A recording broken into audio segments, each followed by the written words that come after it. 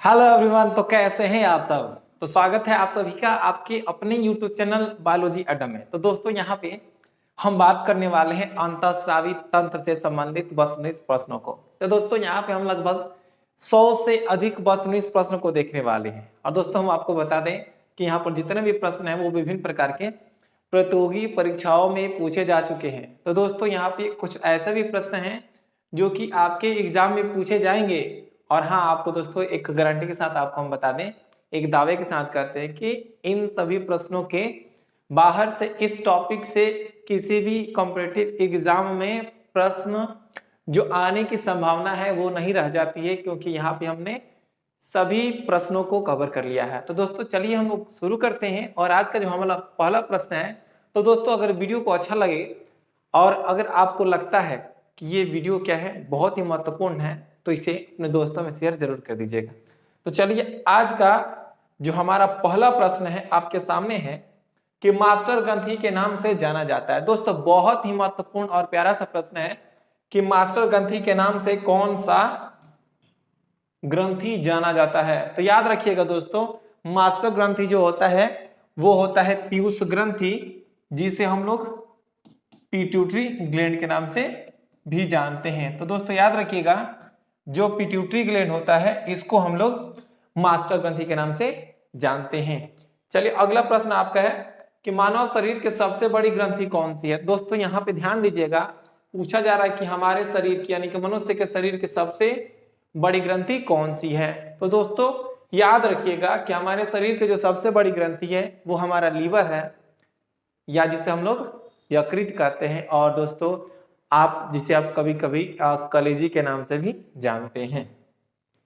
अब देखिएगा, निम्नलिखित में से कौन सी ग्रंथि लिंगीय हार्मोन स्रावित करती है। तो दोस्तों याद रखिएगा कि एक ग्रंथि है जिसका नाम है अधिवृक्क ग्रंथि। अधिवृक्क ग्रंथि, जिसको दोस्तों अंग्रेजी में हम लोग एड्रीनल ग्लैंड के नाम से जानते हैं। Adrenal gland. याद रखिएगा दोस्तों, जो हमारा किडनी होता है ना दोस्तों, किडनी, तो किडनी के ऊपर क्या होता है, एक ग्रंथि होती है और इसी ग्रंथि को हम लोग एड्रीनल ग्लैंड के नाम से जानते हैं। तो याद रखिएगा दोस्तों कि जो एड्रीनल ग्लैंड है वो क्या करता है, लिंगीय हार्मोन को स्रावित करता है। ठीक है दोस्तों, चलिए हम लोग अगले प्रश्न की ओर पहुंचते हैं। और अगला प्रश्न है कि स्तन्य श्रवण, यानी कि जो फीमेल होती हैं, महिलाएं होती हैं, मान लेते हैं और महिला है और उन्होंने अभी क्या बच्चे को जन्म दिया है, तब क्या होता है दोस्तों, तो उनका जो स्तन है उससे दूध को बाहर निकलना है, श्रवण होना है। तो वही कहा जा रहा है कि स्तन्य श्रवण हार्मोन का स्राव कहाँ से होता है। तो याद रखिएगा दोस्तों, स्तन्य श्रवण यानी कि स्तन से दूध को स्रावित करने वाला जो हार्मोन होता है वो कहां से स्रावित होता है। तो याद रखिएगा दोस्तों, वो स्रावित होता है पीयूष ग्रंथि से। अब यहाँ पे इस बात को हम डिस्कस कर लेते हैं कि वो कौन सा हार्मोन है जो कि स्तन से दूध को बाहर निकलने के लिए उत्प्रेरित करता है या जिम्मेवार होता है। तो याद रखिएगा दोस्तों, वो हार्मोन है जिसका नाम है ऑक्सीटोसिन। ऑक्सीटोसिन को हम लोग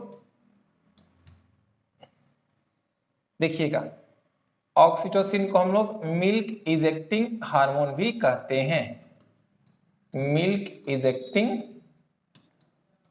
हार्मोन। ठीक है दोस्तों, चलिए अगले प्रश्न की ओर पहुंचते हैं।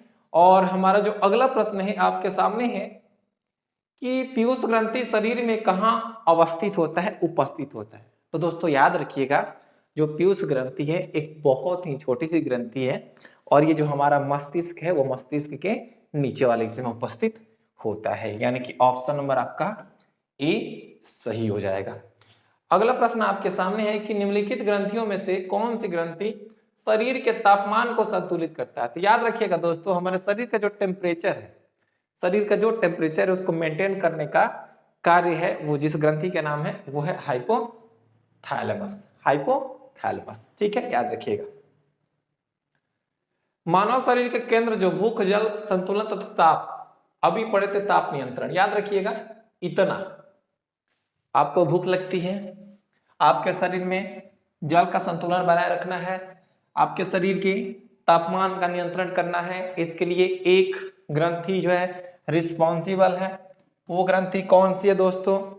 हाइपोथैलेमस। हाइपोथैलेमस। दोस्तों यहाँ पे जितने भी प्रश्न होंगे बहुत ही महत्वपूर्ण होंगे, एक भी प्रश्न मिस नहीं होना चाहिए दोस्तों। और वीडियो को जितना हो सके आप शेयर कर दो, क्योंकि सभी के लिए महत्वपूर्ण है। मानव शरीर की कौन सी ग्रंथि पीयूष ग्रंथि से स्रावित हार्मोन का नियंत्रण करती है? पूछा जा रहा है कि कौन सी ग्रंथि है जो पीयूष ग्रंथि से स्रावित हार्मोन का नियंत्रण करती है। तो याद रखिएगा दोस्तों, पीयूष ग्रंथि को जो कंट्रोल करता है कि पीयूष ग्रंथि के द्वारा कौन कौन से हार्मोन को मतलब स्रावित करने, वो है ये हाइपोथैलेमस। तो दोस्तों याद रखिए हाइपोथैलेमस बार बार आ रहा है, यानी कि हाइपोथैलेमस बहुत बहुत ही महत्वपूर्ण है। बिल्कुल, तो याद रखिएगा हाइपोथैलेमस। अगला प्रश्न है कि निम्नलिखित में कौन सी ग्रंथि बहिस्रावी और अंतःस्रावी दोनों का कार्य करती है? याद रखिएगा दोस्तों, बहिस्रावी को इंग्लिश में हम लोग क्या कहते हैं? तो बहिस्रावी को हम लोग इंग्लिश में कहते हैं एक्सोक्राइन ग्लैंड। ठीक है, बहिस्रावी ग्रंथि। और अंतःस्रावी को हम लोग कहते हैं एंडोक्राइन ग्लैंड, यानी कि अंतःस्रावी ग्रंथि। यहां पर साफ साफ ये पूछा जा रहा है कि बताइए कि जो कौन सी ग्रंथि है, कौन सा ग्लैंड है जो अंतःस्रावी का भी कार्य करता है और बहिस्रावी का भी कार्य करता है। तो दोस्तों याद रखिएगा कि हमारे शरीर में एक जो अंग है जिसका नाम है अग्नाशय। दोस्तों अग्नाशय, जिसे हम लोग अंग्रेजी में पैनक्रियाज कहते हैं। क्या कहते हैं दोस्तों? पैनक्रियाज कहते हैं। और पैनक्रियाज ही अंतःस्रावी और बहिस्रावी दोनों का कार्य करती है। चलिए अगला प्रश्न है कि स्तनपायियों में सबसे बड़ी ग्रंथि कौन सी है? यानी कि जो मैमल्स स्तनधारी हैं, जैसे कि हम लोग हैं, मनुष्य हैं, तो हमारे शरीर में जो सबसे बड़ी ग्रंथि कौन सी है? एक बार प्रश्न पूछा जा चुका है, लेकिन वो दूसरे तरीके से पूछा गया था, यहाँ पर दूसरे तरीके से पूछा जा रहा है, तो आपको कंफ्यूज नहीं होना है। ठीक है, कैसे भी पूछे बस याद रखिए सबसे बड़ी ग्रंथि वो कौन सी होती है? तो दोस्तों वो होती है यकृत, जो कि हमारे शरीर की है, मनुष्य के शरीर का है, स्तनधारियों के शरीर का होता है। अगला प्रश्न है कि हमारे शरीर के सबसे बड़ी ग्रंथि कौन सी है? हमारे शरीर की, ठीक है, हमारे शरीर की जस्ट अभी प्रश्न है। देखिए दोस्तों, हमारे शरीर की सबसे बड़ी ग्रंथि कौन सी है? यकृत है। बार बार रिपीटेड है, अलग अलग तरीके से पूछा जा रहा है। शरीर के सबसे बड़ी अंतःस्रावी पूछा जा रहा है। अब देखिए यहां पर कंफ्यूज हो जाइएगा आप, यहां पे ये ध्यान रखिए ये बात कि अंतःस्रावी पूछा जा रहा है। क्या पूछा जा रहा है? अंतःस्रावी पूछा जा रहा है। तो दोस्तों अंतःस्रावी सबसे बड़ी जो अंतःस्रावी ग्रंथि है वो है आपकी थायराइड ग्रंथि। जो थायराइड ग्लैंड है वो हमारे शरीर की सबसे बड़ी ग्रंथि होता है। चलिए ये याद रखिएगा, ऑप्शन नंबर आपका ए सही हो जाएगा। चलिए अब अगला प्रश्न आपके सामने है कि निम्नलिखित में कौन सी अंतःस्रावी ग्रंथि गले में पाई जाती है? हमारे गर्दन में पाई जाती है। थोड़ा सा देखते हैं, मान लेते हैं क्या है कि ये चेहरा हो गया, ये गर्दन हो गया, ठीक है। अब यहां पे एक ऐसी ग्रंथि होती है, ऐसी ग्रंथि, ठीक है। अब इसको हम लोग कहते हैं थायराइड ग्लैंड, थायराइड ग्लैंड, और इसको हिंदी में औटू ग्रंथि, लेकिन यहां पे हम लोग देखते हैं अग्नाशय है, थायराइड है, ठीक है। थायराइड को हम लोग औटू भी कहते हैं, ठीक है। अगर आपको औटू मिले ना तो आप समझिएगा किसकी बात की जा रही है? थायराइड की ही बात की जा रही है। तो हमारे गर्दन में कौन सी ग्रंथि दोस्तों? हमारे गर्दन में जो ग्रंथि होती है उसका नाम है थायराइड ग्रंथि, ठीक है। अब एक बात साथ ही साथ आपको हम बता दें कि जो थायराइड ग्रंथि है इसमें क्या होते हैं, 4 और ग्रंथियां होती हैं। वो कौन सी ग्रंथि होती हैं उसको हम लोग देखेंगे दोस्तों। इसको हम लोग कहते हैं पैराथायराइड ग्लैंड, पैराथायराइड ग्लैंड, ठीक है, याद रखिएगा।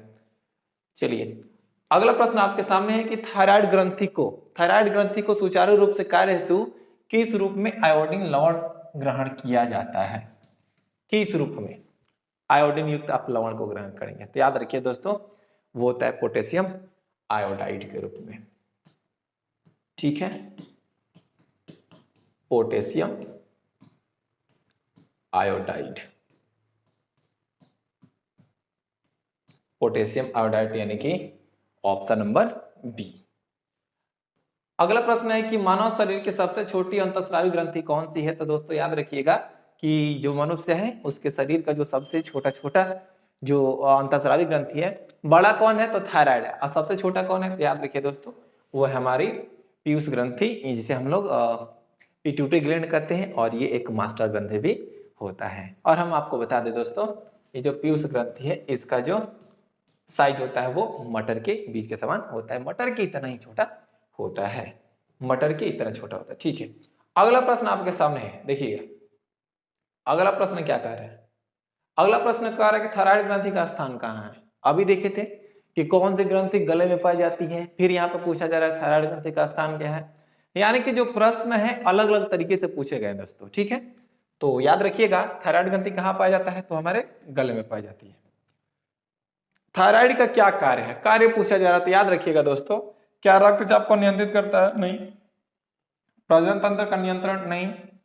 उपापचय का नियंत्रण? जी हाँ, बिल्कुल याद रखिएगा दोस्तों कि ये मेटाबॉलिज्म को कंट्रोल करता है, यानी कि उपापचय को नियंत्रित करता है, इसलिए इसका जवाब हो जाएगा, वो हो जाएगा सी। और दोस्तों अगर किसी प्रश्न में आपको कोई कंफ्यूजन होती है, अगर आपको लगती है कि इसमें थोड़ा सा डाउट है, तो दोस्तों बिल्कुल बेझिझक आप कमेंट बॉक्स में कमेंट जरूर कर दीजिएगा, हम आपको उसका जो आपका डाउट होगा उसको क्लियर जरूर करेंगे। चलिए अगला प्रश्न को देखते हैं, और अगला प्रश्न है इंसुलिन की खोज किसने की थी? दोस्तों इंसुलिन की खोज, याद देखिए, मान लेते हैं कि हमारे आसपास के बहुत सारे लोग हैं। अब देखते हैं कि कोई व्यक्ति होता है जिसको चीनी रोग हो जाता है दोस्तों, जिन्होंने गांव में उसको शुगर कहते हैं कि शुगर बढ़ गया, शुगर हो गया, चीनी रोग हो गया है। देखिए दोस्तों, ये जो चीनी रोग है वो किसके कारण होता है? इसको हम लोग हिंदी में या टेक्निकल यानी कि जो साइंस के रूप में इसको मधुमेह कहते हैं दोस्तों। क्या कहते हैं?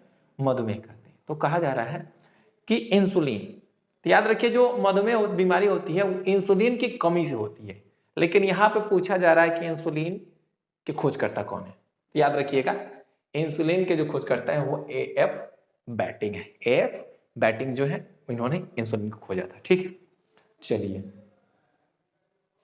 हार्मोन के रूप में कार्य करने वाले प्रोटीन का उदाहरण है। हार्मोन के रूप में कार्य करने वाला प्रोटीन, तो दोस्तों याद रखिएगा हार्मोन के रूप में जो प्रोटीन कार्य करता है वो है ऑक्सीटोसिन। ऑक्सीटोसिन किस रूप में कार्य करता है? हार्मोन के रूप में। ऑक्सीटोसिन क्या है? तो ऑक्सीटोसिन एक प्रोटीन है। ठीक है दोस्तों, चलिए अगला प्रश्न है कि एक प्रजाति के जंतुओं द्वारा दूसरी प्रजाति के जंतुओं की ओर आकर्षित होना। जैसे देखते हैं ना, मान लेते क्या होता है, समझिएगा। जैसे एक खांसी समझते, खांसी नहीं समझते हैं तो बकरी समझते हैं, चलो बकरी समझते हैं आप। देखिए एक बकरी का मेल होता है, एक उसका फीमेल होता है। अब देखते हैं जो मेल है उसके शरीर से अलग प्रकार का एक एस मेल निकलता है, अलग प्रकार का एक एस मेल निकलता है। ठीक है, जिससे क्या होता है, उसका जो मादा है जो बकरी है उसकी तरफ आकर्षित होती है। तो दोस्तों यही कहा जा रहा है कि एक प्रजाति के जंतु द्वारा दूसरी प्रजाति के जंतुओं की ओर आकर्षित होने तो कौन सा रसायन उत्तरदायी है? तो दोस्तों याद रखिएगा कि यानी कि अगर मेल है, देखिए यहाँ पर प्रजाति कहा जा रहा है, इसका मतलब मत समझिएगा कि पूरी तरह जाति ही अलग है, इसका मतलब समझिएगा मेल और फीमेल की बात की जा रही है, यानी कि स्त्री जाति और मादा जाति। तो स्त्री सॉरी नर जाति, तो स्त्री की तरफ क्या होता है, मेल आकर्षित होता है। तो दोस्तों वो जो हार्मोन है उसका नाम है फेरोमोन, यानी कि वो जो मेल बकरा है, बकरा, हाँ, जो मेल बकरा है वो बकरी की तरफ आकर्षित होता है, कुत्ता है दूसरी उसका जो कुतिया है उसकी तरफ आकर्षित होता है। किसके कारण दोस्तों? तो वो हार्मोन है जिसका नाम है फेरोमोन, याद रखिएगा।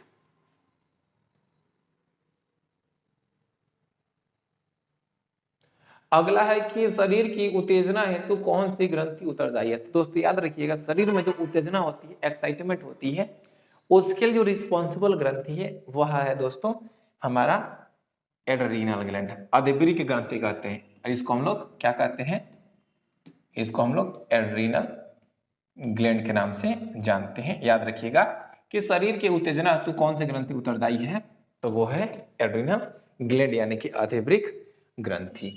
अब देखिए अगला जो प्रश्न आपके सामने आ रहा है कि उत्तेजना का समय सबसे अधिक कौन सा हार्मोन स्रावित होता है। यानी कि मान लेते हैं हमारा शरीर एक्साइटेड है, पूरा एक्साइटेड है, तो उस वक्त कौन सा हार्मोन स्रावित होगा।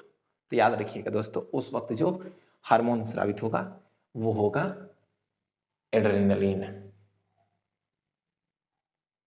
एड्रेनलिन। और दोस्तों आपके लिए एक प्रश्न है, कमेंट बॉक्स में कमेंट कीजिए कि इमरजेंसी हार्मोन, इमरजेंसी हार्मोन, याद रखिएगा जो इमरजेंसी हार्मोन है किस हार्मोन को कहते हैं, इमरजेंसी हार्मोन किस हार्मोन को कहते हैं। तो याद रखिए दोस्तों जो इमरजेंसी हार्मोन है कौन है, इसका जवाब है वो है एड्रेनलिन। ठीक है, चलिए अगले प्रश्न की ओर पहुंचते हैं। फिर से रिपीट कर देते हैं, उत्तेजना जब होती है तो उस वक्त जो हमारे शरीर में हार्मोन स्रावित होता है वह होता है क्या, तो वो है एड्रेनलिन, यानी कि ऑप्शन नंबर आपका सी सही होगा। अब पुरुष सेक्स हार्मोन कौन सा है, यानी कि यहाँ पे पूछा जा रहा है कि जो मेल सेक्स हार्मोन है वो कौन सा है। तो दोस्तों मेल जो सेक्स हार्मोन है वो है आपके टेस्टोस्टेरोन, टेस्टोस्टेरोन, टेस्टोस्टेरोन। टेस्टोस्टेरोन को हम लोग क्या कहते हैं, तो इसको हम लोग मेल सेक्स हार्मोन यानी कि नर लिंग हार्मोन के नाम से जाना जाता है। ठीक है, चलिए अगला प्रश्न के पहुंचते हैं। तत्कालीन हार्मोन यानी कि इमरजेंसी हार्मोन, अभी बात किए थे दोस्तों कि इमरजेंसी हार्मोन किसे कहा जाता है, तो याद रखिएगा दोस्तों वो है एड्रेनलिन, यानी कि इमरजेंसी हार्मोन कौन है, तो वो है एड्रेनलिन। ठीक है, चलिए अगला प्रश्न आपके सामने है कि किस हार्मोन का स्राव पित्त पिंड यानी कार्पस ल्यूटियम द्वारा होता है। तो यहाँ पे दोस्तों हम आपको बता दें कि कार्पस ल्यूटियम सबसे पहले होता क्या है। जैसे समझिएगा इस बात को, जैसे एक स्त्री है उसका ये ओवरी है, ओवरी में क्या होता है, तो ओवरी में एक होता है ग्राफियन फॉलिकल, याद रखिए ग्राफियन फॉलिकल, समझने का प्रयास कीजिए, ग्राफियन फॉलिकल। अब इसमें क्या होता है, तो इसमें होता है ओवम, ओवम कहने का मतलब दोस्तों अंडाणु, इसमें क्या रहता है अंडाणु। जब ग्राफियन फॉलिकल से क्या होता है, देखिए जब ग्राफियन फॉलिकल से ये जो अंडाणु है बाहर निकल जाता है, अंडाणु बाहर निकल जाता है, तब जो संरचना बचती है, तब जो संरचना बचती है दोस्तों उसको हम लोग कहते हैं कार्पस ल्यूटियम। क्या कहते हैं दोस्तों, कार्पस ल्यूटियम कहते हैं। क्या कहते हैं, कार्पस ल्यूटियम कहते हैं। और ये जो कार्पस ल्यूटियम है वो किस हार्मोन को स्रावित करता है, तो याद रखिएगा दोस्तों ये एक बहुत ही महत्वपूर्ण हार्मोन को स्रावित करता है जिसे हम लोग कहते हैं प्रोजेस्टेरॉन। क्या कहते हैं दोस्तों, प्रोजेस्टेरॉन कहते हैं। ठीक है, तो यहाँ पे जो हमारा प्रश्न का जवाब है वो हो जाएगा प्रोजेस्टेरॉन। ठीक है, चलिए अगला प्रश्न आपके सामने है कि वृद्धि हार्मोन का उत्पादन कहाँ होता है। तो दोस्तों यहाँ पे आपसे साफ साफ इस बात को पूछा जा रहा है कि वृद्धि हार्मोन यानी कि ग्रोथ हार्मोन, ये ग्रोथ हार्मोन कहाँ पर स्रावित होते हैं। तो दोस्तों ग्रोथ हार्मोन कहाँ से स्रावित होते हैं, तो याद रखिएगा ग्रोथ हार्मोन के लिए हमारे शरीर में जो एक ग्रंथि पाई जाती है जिसको हम लोग कहते हैं पीयूष ग्रंथि। एक आप बात नोटिस कर रहे हैं कि पीयूष ग्रंथि से बार बार प्रश्न पूछे गए हैं। तो दोस्तों पीयूष ग्रंथि बहुत ही इंपॉर्टेंट है, आप इसे अच्छे से अध्ययन कर लेंगे क्योंकि पीयूष ग्रंथि से मैक्सिमम बार एग्जाम में प्रश्न पूछे गए हैं, वो अलग अलग तरीके से पूछे जाते हैं। एक बार पूछ देगा कि पीयूष सबसे छोटी ग्रंथि, तो पीयूष ग्रंथि, मास्टर ग्रंथि, तो पीयूष ग्रंथि, ग्रोथ हार्मोन किसके द्वारा स्रावित होता है, तो पीयूष ग्रंथि। ठीक है, तो अलग अलग तरीके से प्रश्न पूछे गए हैं पीयूष ग्रंथि से, इसलिए दोस्तों जो पीयूष ग्रंथि है बहुत ही महत्वपूर्ण है, आप इसे अच्छे से अध्ययन कर लेंगे। ठीक है दोस्तों, अगर वीडियो अच्छा लगे तो इसको लाइक जरूर कर दीजिएगा और जितना हो सके आप शेयर कर सकते हैं। अब निम्नलिखित में किसकी कमी से घेंगा रोग होता है, तो याद रखिएगा दोस्तों क्या होता है कि यहाँ पे जो हमारा गर्दन है, यहाँ पर ग्रंथि पाई जाती है जिसको हम लोग कहते हैं थायराइड ग्रंथि। अभी जिस बार हमने डायग्राम में देखा था, जो थायराइड ग्रंथि की होती है कि अति सक्रिय हो जाती है। मान लेते हैं कि क्या होता है कि वो आवश्यकता से अधिक मात्रा में क्या करना चाहती है, तो एक हार्मोन स्रावित करना चाहती है जिसका नाम है थायरॉक्सिन। क्या? थायरॉक्सिन। अब क्या होती है, अति सक्रिय हो जाती है जिसके कारण ये फूल जाती है। क्या होती है दोस्तों? फूल जाती है। और जिसको हम लोग क्या कहते हैं, घेंगा रोग कहते हैं। जैसे कि मान लीजिए एक व्यक्ति है, ठीक है, ओके, अब क्या होता है, इसका ये है वो क्या हो जाएगा, फूल जाएगा। क्या हो जाएगा? फूल जाएगा। अब फूल जाएगा तो इसी को हम क्या बोलेंगे, इसी को हम लोग घेंगा रोग के नाम से जानते हैं। लेकिन मसला ये है कि निम्नलिखित में से किसकी कमी से घेंगा रोग होता है, तो याद रखिएगा दोस्तों, वो तत्व आपका है आयोडीन। यानी कि आयोडीन की कमी के कारण कौन सी बीमारी होती है दोस्तों, तो आयोडीन की कमी के कारण जो बीमारी होती है वो होता है घेंगा रोग।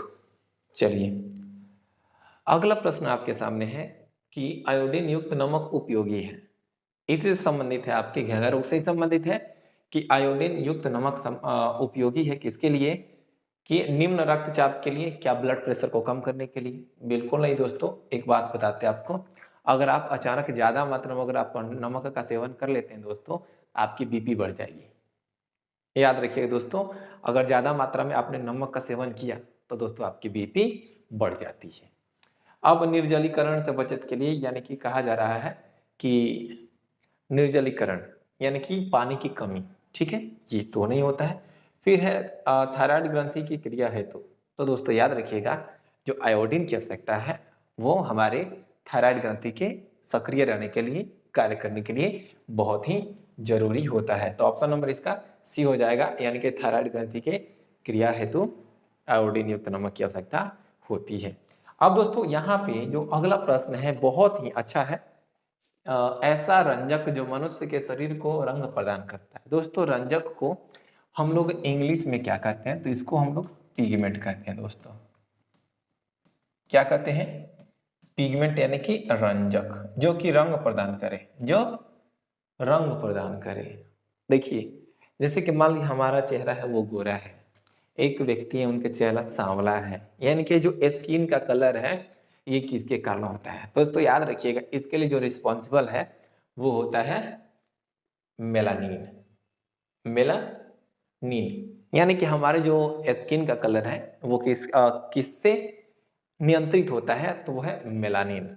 ठीक है दोस्तों, चलिए अगला प्रश्न है कि रक्त दाब नियंत्रण है तो कौन सी ग्रंथि उत्तरदायी है? तो याद रखिएगा दोस्तों, जो ब्लड प्रेशर है उसको कंट्रोल कौन करता है, तो वो है हमारा एड्रिनल ग्लैंड,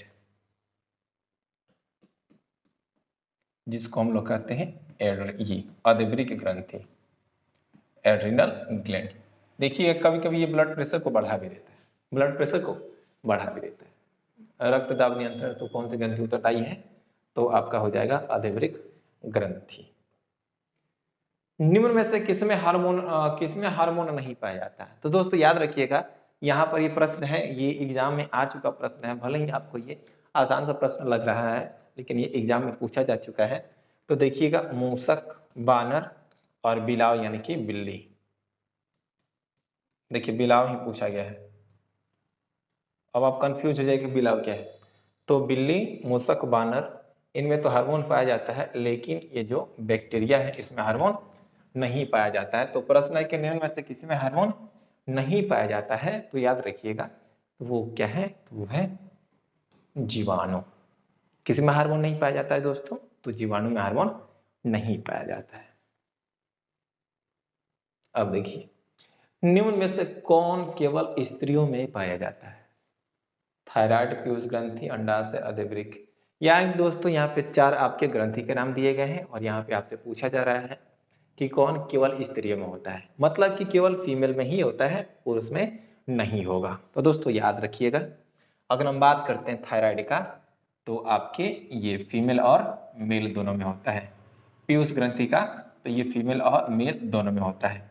लेकिन अंडाशय की बात करेंगे तो दोस्तों ये केवल किस में पाया जाता है, तो केवल ये फीमेल में पाया जाता है, यानी कि केवल स्त्री में पाया जाने वाला जो ग्रंथि है वो है अंडाशय है। ठीक है दोस्तों, चलिए अगला प्रश्न आपके सामने कि एस्ट्रोजन स्रावित होता है। तो सबसे पहले हम आपको बता दें दोस्तों, एस्ट्रोजन क्या है। तो एस्ट्रोजन स्त्रियों में स्रावित होने वाला एक महत्वपूर्ण हार्मोन है, जिसको हम लोग फीमेल सेक्स हार्मोन के नाम से जानते हैं। फीमेल सेक्स हार्मोन यानी कि स्त्री लिंग हार्मोन, या इसको हम लोग मादा लिंग हार्मोन के नाम से भी जानते हैं। तो दोस्तों जो ये फीमेल सेक्स हार्मोन है वो किससे स्रावित होगा? वृषण ये तो पुरुष में होता है तो होगा नहीं। लैंगरहैंस दीपिकाओं के द्वारा तो इंसुलिन का स्राव होता है, थायराइड के द्वारा थायरॉक्सिन। अब बच गया अंडाशय। हाँ दोस्तों, जो एस्ट्रोजन है वो किसके द्वारा स्रावित होता है? तो जो स्त्रियां होती हैं उनका जो अंडाशय होता है दोस्तों, अंडाशय के अंदर से क्या निकलता है? ओवम अंडाणु निकलता है, और यहाँ पे ये भी है एक हार्मोन निकलता है जिसको हम लोग एस्ट्रोजन के नाम से जानते हैं। अगला प्रश्न आपके सामने है कि वृद्धि हार्मोन यानी कि ग्रोथ हार्मोन की अधिकता से कौन सी बीमारी होती है? अगर यहाँ पे ऑप्शन दिए गए हैं बौनापन, बृहदता, दोनों, किनमें से कोई नहीं। तो याद रखिए दोस्तों, बौनापन की इंग्लिश में हम लोग ड्वार्फिज्म के नाम से जानते हैं। ड्वार्फिज्म बौनापन। बृहदता का मतलब हम उसको कहते हैं जाइगंटिज्म। जाइगंटिज्म। अब देखिए यहाँ पे हम आपको जाइगंटिज्म क्यों बता दिए, क्योंकि कहीं कहीं प्रश्न में आपके बृहदता को हटा करके यहाँ पे आपसे जाइगटम पूछ जाएगा। जब जाइगंटिज्म पूछ दिया जाएगा तो आप हो जाएंगे कंफ्यूज, इसलिए हमको यहाँ पे हम बता दे रहे हैं कि इसको जाइगंटिज्म हम लोग इंग्लिश में कहते हैं। तो वृद्धि हार्मोन जब ज्यादा मात्रा में स्रावित हो जाएगी दोस्तों, तो शरीर क्या हो जाएगा? भीमकाय हो जाएगा, जिसको हम लोग जाइगंटिज्म कहते हैं। तो इस प्रश्न का जो जवाब हो जाएगा वो हो जाएगा बी। ठीक है, चलिए अगला प्रश्न पर पहुंचते हैं। और वृद्धि हार्मोन की कमी से कौन सी बीमारी होती है? एक बार हमने देखा कि वृद्धि हार्मोन अधिक हो जाएगी तो कौन सी बीमारी, कम हो जाएगी तो कौन सी बीमारी। तो देखिएगा, जब वृद्धि हार्मोन कम हो जाएगा तो हो जाएगी बौनापन, यानी कि शरीर की जो लंबाई होगी आवश्यकता से छोटी हो जाएगी। ठीक है, वो बौने हो जाते हैं। आप देखिए ना, बहुत सारे छोटे छोटे, मतलब कि मनुष्य है और उसका साइज इतना ही रह जाता है, बौना हो जाता है। क्यों दोस्तों? उसके शरीर में हार्मोन की कमी हो जाती है। कौन सी हार्मोन? वो है वृद्धि हार्मोन। ठीक है दोस्तों, चलिए आपने ग्रेट खली को देखा होगा दोस्तों। जो ग्रेट खली है ना, उसको देखेंगे तो उसका शरीर एकदम विशाल है, मोटा है, एकदम लंबा है। एक्चुअली उसको एक बीमारी है। और दोस्तों वो बीमारी कौन सी है? तो वो बीमारी है भीमकायता यानी कि जाइगंटिज्म। ठीक है, याद रखिएगा कि उसके शरीर में जो हार्मोन है, वृद्धि हार्मोन है, वो अधिक मात्रा में स्रावित हुई, जिसके कारण उसका शरीर क्या हो चुका है? उतना बड़ा विशाल हो चुका है। ठीक है, और एक अच्छा सा वो पहलवान भी है, याद रखिएगा। अगला प्रश्न आपके सामने है कि एपिनेफ्रिन नामक हार्मोन निम्नलिखित में से किसके द्वारा स्रावित होती है? एपिनेफ्रिन, नॉर एपिनेफ्रिन दोस्तों, ये दो हार्मोन है। एपिनेफ्रिन किसके द्वारा स्रावित होता है? तो याद रखिएगा, वो स्रावित होता है पिट्यूटरी ग्लैंड के द्वारा, थायराइड ग्लैंड के द्वारा, पैराथायराइड ग्लैंड के द्वारा, कि एड्रिनल ग्लैंड के द्वारा। तो याद रखिएगा दोस्तों कि ये जो हमारा किडनी है, इसके ऊपर जो ग्रंथि होती है उसको हम लोग कहते हैं एड्रिनल। आपको हमने ऑलरेडी बता दिया है। और जो एड्रिनल है उसके द्वारा जो हार्मोन स्रावित होता है वो एपिनेफ्रिन है। तो देखिएगा ऑप्शन नंबर इसका डी सही हो जाएगा। ऑप्शन नंबर क्या हो जाएगा दोस्तों? ऑप्शन नंबर इसका डी होगा, यानी कि एड्रिनल जो ग्लैंड है उसके द्वारा जो हार्मोन स्रावित होता है वो है एपिनेफ्रिन। अगला प्रश्न है कि मनुष्य के शरीर की वह ग्रंथि जो एंजाइम और हार्मोन दोनों का स्राव करती है। याद रखिएगा दोस्तों, यहाँ पे क्या क्या पूछा जा रहा है। यहाँ पे ये भी पूछा जा रहा है कि वो एंजाइम को भी स्रावित करती है और हार्मोन को भी स्रावित करती है, मतलब कि दो कार्य करती है। तो याद रखिएगा दोस्तों, वो जो ग्रंथि है वो है अग्नाशय। क्या है दोस्तों? वो है अग्नाशय। ठीक है, अग्नाशय एंजाइम को भी स्रावित करती है और साथ ही साथ हार्मोन को भी स्रावित करती है। हम आगे आपको बताएंगे कि अग्नाशय का कौन सा हिस्सा है जो कि हार्मोन को स्रावित करता है। ठीक है, अब देखिए निम्नलिखित में से कौन एंटी डायउरेटिक हार्मोन है? A D H, anti diuretic hormone.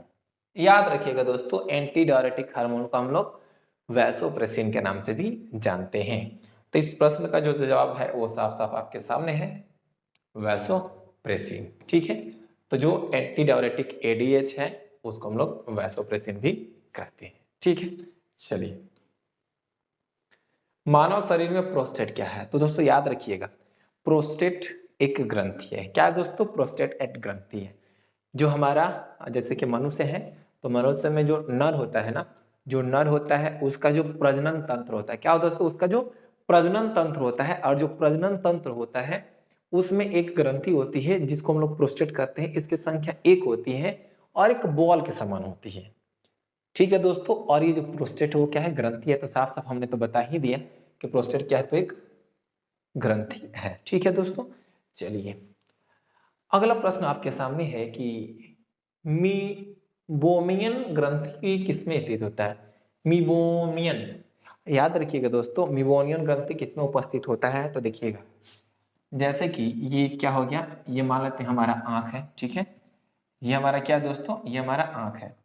अब जो आंख होता है ना, इसके ऊपर पलकें होती है, इसके ऊपर पलकें होती है। ठीक है, अब पलकें होती हैं तो पलक के अंदर एक ग्रंथि होती है। पलक के अंदर एक ग्रंथि होती है जो कि क्या करता है? आंख को सूखने से बचाता है, हाइड्रेट बनाए रखता है। याद रखिएगा दोस्तों, आंख होता है, इसी को हम लोग मीबोमियन ग्रंथि के नाम से जानते हैं। और पूछा जाए कहाँ होता है, तो आपके आई में, यानी कि आंख में उपस्थित होती है। दोस्तों मीबोमियन ग्रंथि कहाँ पाई जाती है? आंख में। कहाँ पाई जाती है? आंख में पाई जाती है। ठीक है, चलिए याद रखिएगा हमेशा। इंसुलिन, इंसुलिन क्या है दोस्तों? तो इंसुलिन क्या है? क्या यह रुधिर नलिकाओं को संकुचित करता है? नहीं दोस्तों। स्तन स्राव को उद्दीपित करता है? बिल्कुल नहीं, ये भी गलत, ये भी गलत। रुधिर शर्करा को बढ़ा देता है? बिल्कुल नहीं बढ़ाता है। रुधिर शर्करा को घटा देता है।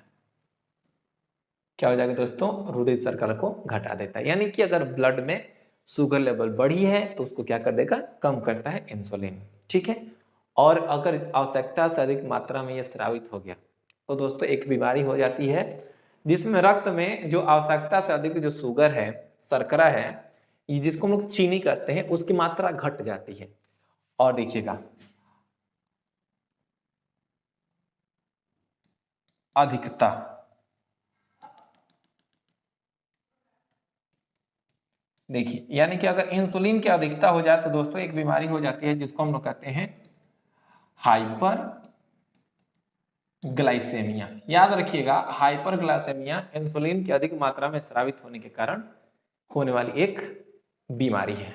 ठीक है, अगला प्रश्न की ओर पहुंचते हैं कि हार्मोन का उदाहरण है। यानी कि इसमें चार ऑप्शन दिए गए हैं और आपसे ये पूछा जा रहा है कि इसमें से कौन हार्मोन है। ठीक है, तो दोस्तों यहाँ पे समझिए हार्मोन कौन सा है। क्या वो ऑक्सीटोसिन हार्मोन है, कैरेनिन, पेपरिन, या एक्चुअली ये पेप्सिन होना चाहिए, या साइटोसिन है? तो याद रखिएगा दोस्तों, यहाँ पर चारों ऑप्शन में केवल एक ही हार्मोन है और वो है ऑक्सीटोसिन। ऑक्सीटोसिन, ठीक है, ऑक्सीटोसिन क्या है? एक हार्मोन है। तो यहां पर जो प्रश्न है उसका सही जवाब आपके सामने है कि ये हार्मोन का उदाहरण है। तो दोस्तों वो हार्मोन का उदाहरण आपका ये ऑक्सीटोसिन हो जाएगा। चलिए अगला प्रश्न है कि मानव शरीर में निम्नलिखित हार्मोनों में से कौन सा रक्त कैल्शियम और फास्फेट को विनियमित यानी कि नियंत्रित करता है? ठीक है, कैल्शियम और फास्फेट को। तो याद रखिएगा दोस्तों, उसके लिए एक हार्मोन है जिसको हम लोग कहते हैं पैराथायरॉक्सिन। पैराथायरॉक्सिन, तो जो पैराथायरॉक्सिन होता है वो हमारे रक्त में कैल्शियम और फॉस्फेट का जो लेवल है उसको मेंटेन करके रखता है। ठीक है, कौन सा हार्मोन दोस्तों? तो पैराथायरॉक्सिन हमारे रक्त में कैल्शियम और फॉस्फेट के लेवल को मेंटेन करके रखता है। तो जवाब क्या हो जाएगा दोस्तों? वो हो जाएगा सी। ठीक है, चलिए अगला प्रश्न है कि थाइमस ग्रंथि जिस हार्मोन को पैदा करती है उसे क्या कहते हैं?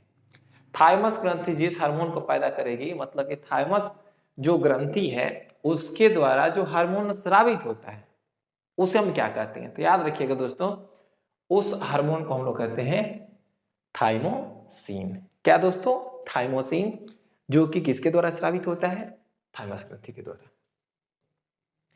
अब है कि अग्नाशय की कोशिकाएं जो इंसुलिन उत्पन्न करती हैं क्या कहलाती हैं? दोस्तों याद रखिएगा, जो अग्नाशय होता है, जो पैनक्रियाज होता है, उसमें खास प्रकार का जो कोशिकाओं का समूह होता है, कोशिकाओं का जो समूह होता है, कोशिकाएं होती हैं जो कि इंसुलिन को स्रावित करती हैं, उसे हम लोग कहते हैं दोस्तों ये islets of Langerhans. Islets of Langerhans, islets of Langerhans. ठीक है दोस्तों, चलिए अब अगला प्रश्न की ओर पहुंचते हैं। और अगला जो प्रश्न है हमारा वो है ये कि कौन सा हार्मोन लड़ो उड़ो, लड़ो उड़ो हार्मोन कहलाता है? लड़ो यानी कि फाइट, ठीक है, उड़ो यानी कि flight, fight flight hormone, fight flight hormone. चलिए जी, बहुत इंपॉर्टेंट है। फ्लाइट फाइट फ्लाइट हार्मोन किसे कहते हैं दोस्तों? याद रखिएगा, वो हार्मोन है ये एड्रेनलिन। जो एड्रेनलिन है इसे हम लोग फाइट फ्लाइट हार्मोन के नाम से भी जानते हैं। चलिए अगला प्रश्न की ओर पहुंचते हैं। और जो हमारा अगला प्रश्न है कि निम्न में से कौन सी एक अंतःस्रावी ग्रंथि जो पीयूष ग्रंथि से स्वतंत्र होती है? सिंपल से एक बात जानिए कि पीयूष ग्रंथि के द्वारा वो कंट्रोल होती ही नहीं है, मतलब कि पीयूष ग्रंथि के द्वारा कोई भी हार्मोन स्रावित होकर उसको कंट्रोल नहीं करती है, मतलब वो पूरी तरह से पीयूष ग्रंथि से स्वतंत्र होता है। तो दोस्तों याद रखिएगा, वो जो ग्रंथि है जिसका नाम है पैराथायराइड ग्लैंड, यानी कि ये पीयूष ग्रंथि के द्वारा कंट्रोल नहीं की जाती है। ये किसके द्वारा कंट्रोल की जाती है दोस्तों? तो आप इसे कमेंट बॉक्स में कमेंट करें कि जो पैराथायराइड ग्रंथि है किसके द्वारा कंट्रोल की जाती है। ठीक है दोस्तों, किसके द्वारा कंट्रोल की जाती है आप बताएंगे। ठीक है, चलिए अगले प्रश्न की ओर पहुंचते हैं। और अगला प्रश्न आपके सामने है, एक्रोमेगली नामक रोग किसके अधिक मात्रा में स्राव होने के कारण होता है? तो दोस्तों याद रखिएगा, एक्रोमेगली नामक किसके अधिक मात्रा में स्राव होने के कारण होता है? तो ग्रोथ हार्मोन के। किसके? ग्रोथ हार्मोन, यानी कि जो वृद्धि हार्मोन है, अगर वो अधिक मात्रा में स्रावित हो जाती है तो एक्रोमेगली नामक बीमारी भी हो जाती है। और दोस्तों ग्रोथ हार्मोन को हम लोग STH यानी कि सोमेटोट्रोफिक हार्मोन भी कहते हैं, सोमेटोट्रोफिक हार्मोन STH। यानी कि इस प्रश्न का जो सही जवाब हो जाएगा वो हो जाएगा ये STH, एक्रोमेगली STH। किस ग्रंथि के द्वारा ऑक्सीटोसिन का स्राव होता है? तो दोस्तों वो है पीयूष ग्रंथि, जिसके द्वारा ऑक्सीटोसिन का स्राव होता है, यानी कि ऑप्शन नंबर आपका हो जाएगा, वो हो जाएगा ए। अगला प्रश्न के हम लोग पहुंचते हैं और देखते हैं कि अगला प्रश्न क्या है कि निम्न में से कौन सा हार्मोन दुग्ध ग्रंथियों से दुग्ध का स्राव होने में महत्वपूर्ण भूमिका निभाता है? दोस्तों ये प्रश्न हम लोग एक बार देख चुके हैं, लेकिन उसके पूछने का तरीका अलग था और यहाँ पे इसको थोड़ा सा एकदम लंबा सा पूछा गया है कि स्तन ग्रंथों से दुग्ध को बाहर निकलने स्रावित होने के लिए जीवाणु होता है। तो याद रखिएगा दोस्तों, वो आपका हार्मोन है ऑक्सीटोसिन। कौन सा हार्मोन दोस्तों? ऑक्सीटोसिन। एक और बात बता दो दोस्तों, ये ऑक्सीटोसिन, ऑक्सीटोसिन भी बहुत ही महत्वपूर्ण है क्योंकि इससे भी बार बार रिपीटेड क्वेश्चन आपके एग्जाम में पूछे जा चुके हैं। एक बार हमने आपको बताया कि आप पूर्ण रूप से पिट्यूटरी ग्लैंड को अच्छे से आप अध्ययन कर लेंगे तो आपसे प्रश्न छूटेंगे नहीं, मैक्सिमम प्रश्न आपसे बनेंगे। ठीक है, तो महत्वपूर्ण है कि आप पिट्यूटरी ग्लैंड को अच्छे से डिस्कस करो। अगला प्रश्न है कि गर्भ निरोधक के रूप में किस हार्मोन की गोलियां दी जाती हैं?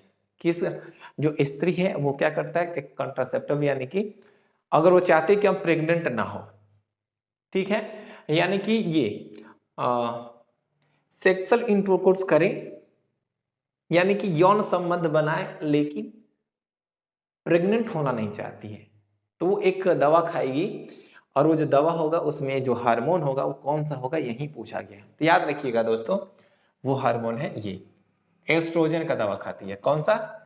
एस्ट्रोजन का दवा खाती है, क्योंकि देखिएगा जब वो एस्ट्रोजन का दवा खाएगी ना तो हमारे शरीर के अंदर जो सिस्टम बना हुआ है ना उसमें है कि अगर एस्ट्रोजन की मात्रा बढ़ जाए, एस्ट्रोजन की मात्रा अगर बढ़ जाए तो दोस्तों यही होगा ना कि जो ओवम है दोस्तों, ओवम है, उसका जो रिलीज होने की जो प्रक्रिया है वो स्टॉप हो जाएगी, यानी कि ओवुलेशन ही नहीं होगी, क्योंकि अधिक मात्रा में जब उसके पास इम्पल्स पहुंचेगा ना, तो वो जाकर के जो हाइपोथैलेमस के पास इसकी सूचना पहुंचेगी, तो वो क्या करेगा कि वो जो ओवम है बनना है उसके लिए जो हार्मोन रिस्पॉन्सिबल है LH, उसको बनाएगी नहीं।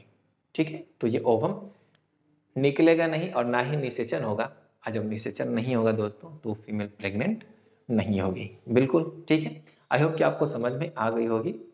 ठीक है, चलिए अगले प्रश्न की ओर पहुंचते हैं, और अगला प्रश्न आपके सामने कि निम्न में से कौन सा हार्मोन तनाव का एहसास कराता है। देखिए दोस्तों, हम इस भाग दौड़ की जिंदगी में हर कोई स्ट्रेस में रहता है, तनाव में रहता है। अब ये बात जानिए, आप जब तनाव में रहते हैं तो आपके शरीर में आपके अंतःस्रावी ग्रंथियों के द्वारा कौन सी हार्मोन स्रावित होती है, जिससे आपको ये महसूस होती है कि आप स्ट्रेस में है, तनाव में है। दोस्तों देखिएगा, उसके लिए एक हार्मोन है जिसको हम लोग कहते हैं कॉर्टिसोल। अब आपके लिए प्रश्न है कि कॉर्टिसोल किस ग्रंथि के द्वारा स्रावित होता है, किस ग्रंथि के द्वारा स्रावित होता है, आप बताइएगा कॉर्टिसोल किस ग्रंथि के द्वारा स्रावित होता है। अगला प्रश्न है कि किस हार्मोन को स्ट्रेस हार्मोन कहते हैं। दोस्तों अभी हमने बताया कि स्ट्रेस में जो हार्मोन स्रावित होता है वो होता है ये कॉर्टिसोल, यानी कि कॉर्टिसोल को हम लोग स्ट्रेस हार्मोन भी कहते हैं। पीयूष ग्रंथि का नियंत्रण कौन करता है, यानी कि पीयूष ग्रंथि को भी कंट्रोल करने वाले हैं। पीयूष ग्रंथि को भी कंट्रोल करने वाला कौन है, कौन कंट्रोल कर लेता है। तो देखिएगा दोस्तों, जो पीयूष ग्रंथि को कंट्रोल करता है वो है हाइपोथैलेमस। हाइपोथैलेमस क्या करता है, वो हमारे पीयूष ग्रंथि को क्या करता है, तो हमारे पीयूष ग्रंथि को कंट्रोल करता है। ठीक है, चलिए अगला प्रश्न आपके सामने है कि निम्न में से कौन केवल स्त्रियों में पाई जाती है। तो दोस्तों याद रखिएगा, ऐसा प्रश्न एक बार फिर से रिपीटेड है कि पीयूष ग्रंथि, देखिएगा अंडाशय केवल स्त्रियों में पाया जाएगा, पीयूष ग्रंथि, वृषण और ये, अब वृषण क्या होता है, तो ये पुरुष में पाया जाता है, पीयूष स्त्रियों में भी पाई जाती है और ऑटो स्त्रियों में भी पाई जाती है। यानी कि पूछा जा रहा है केवल स्त्रियों में, तो वो है अंडाशय, क्योंकि अंडाशय पुरुष में नहीं होते हैं। तो इस प्रश्न का जवाब क्या हो जाएगा, वो हो जाएगा ए। अगला प्रश्न है कि ऑडिशंस नामक बीमारी किसकी कमी के कारण होता है। तो दोस्तों याद रखिएगा, जो एडिसंस नामक जो बीमारी है वो किसकी कमी के कारण होता है, तो वो एक हार्मोन है जिसका नाम है ग्लूकोकॉर्टिकॉइड हार्मोन। ग्लूकोकॉर्टिकॉइड हार्मोन, ये जो ग्लूकोकॉर्टिकॉइड हार्मोन है, अगर इसकी कमी हो जाती है दोस्तों, तो एक बीमारी से या एक बीमारी उत्पन्न होती है जिसको हम लोग एडिसंस के नाम से जानते हैं। अब जो अगला है महत्वपूर्ण प्रश्न है कि ग्लाइकोमेस्टिया नामक विकृति किसके असंतुलन के कारण होता है। ग्लाइकोमेस्टिया नामक विकृति किसके असंतुलन के कारण होता है। ऑप्शन आपके सामने ऑक्सीटोसिन, दूसरा है इंसुलिन, तीसरा है ग्लाइकोमेस्टिया नहीं गाइनेकोमेस्टिया, दोस्त सॉरी गाइनेकोमेस्टिया है। अब तीसरा है सेल्डोएस्टेरोन और चौथा है ए यानी कि लिंग हार्मोन। तो याद रखिएगा दोस्तों, गाइनेकोमेस्टिया में क्या होता है कि पुरुष में अगर एस्ट्रोजन मात्रा, देखिए एस्ट्रोजन स्त्रियों में भी स्रावित होता है और पुरुष में भी, लेकिन अगर पुरुष में क्या हो जाए कि इसकी लेवल बढ़ जाए, पुरुष में इसकी मात्रा बढ़ जाए, तो दोस्तों यही होगा ना कि उसके शरीर क्या होगा, उसका जो शरीर होगा वो हो जाएगा थोड़ी सी स्त्री की तरह, यानी कि उसके स्तन का विकास होगा। ठीक है, तो वो थोड़ा सा फेमिनिज्म आ जाएगी, फिमाइन कैरेक्टर आ जाएगा, एक स्त्री के लक्षण आ जाएगी। तो दोस्तों गायनेकोमेस्टिया नामक विकृति किसके असंतुलन के कारण होता है, तो वो होता है ये लिंग हार्मोन। गायनेकोमेस्टिया किसके असंतुलन के कारण होता है, तो वह लिंग हार्मोन। अब जो अगला प्रश्न है कि गोनेडोट्रोपिन नामक हार्मोन का स्राव करने वाली ग्रंथि कौन सी है। गोनेडोट्रोपिक हार्मोन का स्राव करने वाली ग्रंथि कौन सी है। तो दोस्तों याद रखिएगा, जो गोनेडोट्रोपिक हार्मोन रिलीज की जाती है, आप यहाँ पे देखिएगा, हमारा जो पीयूष ग्रंथि होती है उसमें दो लोब होती हैं, एक होता है एंटेरियर और एक होता है पोस्टेरियर। ठीक है दोस्तों, तो जो गोनेडोट्रोपिक हार्मोन है वो हमारे एंटेरियर लोब से स्रावित होती है, और जो एंटेरियर लोब है उसे हम लोग एडिनो हाइपोफाइसिस के नाम से जानते हैं। तो दोस्तों गोनेडोट्रोपिक जो हार्मोन होती है वो किसके द्वारा स्रावित होती है, तो वो हमारे जो पिट्यूटरी ग्लैंड यानी कि पीयूष ग्रंथि है उसके एडिनो हाइपोफाइसिस से स्रावित होती है। ठीक है। और हाँ दोस्तों, आपके लिए प्रश्न है कि हमारा जो पीयूष ग्रंथि है उसमें दो लोब हैं, एक है एंटेरियर और दूसरा पोस्टेरियर, एक आगे वाला एक पीछे वाला। तो आगे वाले का नाम तो हमने बता दिया कि एडिनो हाइपोफाइसिस कहते हैं। तो दोस्तों आप कमेंट में बताइए कि पीछे वाले भाग को क्या कहते हैं। किस हार्मोन की अधिकता के कारण ऑस्टियोपोरोसिस नामक बीमारी होती है? किस हार्मोन की अधिकता के कारण ऑस्टियोपोरोसिस नामक बीमारी होती है? आपके सामने है थायरॉक्सिन, ठीक है, फिर है पैराथायराइड हार्मोन, फिर है गोनेडोट्रोपिन हार्मोन और यह है एथिलीन। तो दोस्तों इस प्रश्न का जो जवाब है आप कमेंट बॉक्स में कमेंट जरूर कीजिएगा कि किस हार्मोन की अधिकता के कारण ऑस्टियोपोरोसिस बीमारी होती है। तो दोस्तों ऑस्टियोपोरोसिस जो बीमारी है किस ग्रंथि के सक्रियता के कारण होती है, अधिकता के मतलब किस हार्मोन के अधिकता के कारण होती है, इसका जवाब आप कमेंट बॉक्स में। तो दोस्तों क्या है आपका जवाब? किस हार्मोन की अधिकता के कारण ऑस्टियोपोरोसिस नामक बीमारी होती है? तो दोस्तों वो जो हार्मोन है आपके सामने है वह है पैराथायराइड हार्मोन। पैराथायराइड हार्मोन है, इसी की अधिकता के कारण क्या होती है दोस्तों, तो एक बीमारी होती है वो है ऑस्टियोपोरोसिस। चलिए अगला प्रश्न आपके सामने है कि कौन सी ग्रंथि जैविक घड़ी की तरह कार्य करती है? तो दोस्तों याद रखिएगा जो हमारा ब्रेन, ये जो हमारा आगे वाला अग्र मस्तिष्क है, यहाँ पे एक ग्रंथि होती है जिसको हम लोग कहते हैं पिनियल ग्रंथि। क्या कहते हैं? Pineal gland. अब जो पिनियल ग्लैंड है इसको हम ये क्या करती है, तो एक प्रकार से बायोलॉजिकल क्लॉक की तरह कार्य करती है, मतलब कि समय का निर्धारण करने का कार्य करती है। दोस्तों इस प्रश्न का जवाब हो जाएगा वो हो जाएगा पिनियल ग्लैंड। यानी कि फिर से रिपीट कर देते हैं कि जैविक घड़ी की तरह कार्य करती है तो वह आपका पिनियल ग्लैंड है। ठीक है। चलिए किस बीमारी में थायराइड ग्रंथि नष्ट हो जाती है? तो याद रखिएगा दोस्तों एक बीमारी है जिसमें थायराइड ग्रंथि पूरी तरह नष्ट हो जाती है, वह है हाशिमोटो। तो दोस्तों याद रखिएगा हाशिमोटो जो बीमारी है इसमें हमारा जो थायराइड ग्रंथि है वो नष्ट हो जाती है। ठीक है। तो कौन सी बीमारी? हाशिमोटो। अगला प्रश्न है कि कौन सा हार्मोन अग्नाशय को पाचक रस एक्चुअली रस होगा। ठीक है। पाचक रस के उत्पादन के लिए उत्तेजित करता है। तो दोस्तों याद रखिएगा वो हार्मोन क्या है? ट्रिप्सिन है, सेक्रेटिन है, रेनिन है कि पेप्सिन है? तो याद रखिएगा दोस्तों कि अग्नाशय के द्वारा जो एंजाइम स्रावित करना है या जो डाइजेस्टिव जूस स्रावित करना है उसके लिए जो हार्मोन रिस्पॉन्सिबल होता है वो होता है सेक्रेटिन। क्या है दोस्तों? वो है सेक्रेटिन। इस प्रश्न का जवाब हो जाएगा आपका बी। फिर है कि मानव शरीर में एक अस्थायी अंतःस्रावी ग्रंथि है। मानव शरीर कहा गया, यहां पे आपको ये नहीं कहा गया कि वो स्त्री है कि पुरुष है, बस साफ साफ कहा गया कि मानव शरीर में एक अस्थायी ग्रंथि के रूप में रहता है। दोस्तों याद रखिएगा यहाँ पे मानव शरीर में जो स्त्रियां होती हैं उसमें एक ग्रंथि होती है जिसका नाम है कार्पस ल्यूटियम। दोस्तों जो कार्पस ल्यूटियम है वो एक हार्मोन को स्रावित करती हैं जिसको हम लोग प्रोजेस्टेरॉन के नाम से जानते हैं। देखिए अब क्या होता है कि जो ग्राफियन फॉलिकल है, ग्राफियन जो पिंडक है उससे क्या होता है दोस्तों, तो उससे ओवम तो निकल गया, अंडाणु निकल गया, और जब अंडाणु निषेचित नहीं होता है मतलब कि अंडाणु से एस्पर्म जाकर के नहीं मिलता है, और जब एस्पर्म जाकर के नहीं मिलता है तो दोस्तों क्या होता है, जो कार्पस ल्यूटियम है वो गायब हो जाती है, यानी कि वो टूट जाती है। यानी कि ये जो कार्पस ल्यूटियम है वो अस्थायी रूप से एक अंतःस्रावी ग्रंथि की तरह कार्य करती है। तो इस प्रश्न का जो सही जवाब हो जाएगा वो आपका हो जाएगा दोस्तों कार्पस ल्यूटियम।